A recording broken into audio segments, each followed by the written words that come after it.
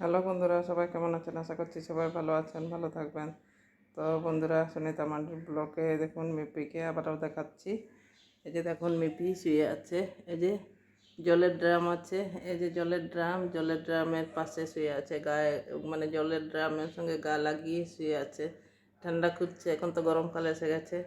আর খাবারগুলো ওই যে এভাবে খেয়ে আর এই যে ওকে আজকে ভাত দিয়েছি সকাল, মানে ওই ভাত দেওয়া হয়েছে, গরম গরম ভাত। এই যে খেয়েছে, খেয়ে এখনও পুরোটা খায়নি, রেখেছে।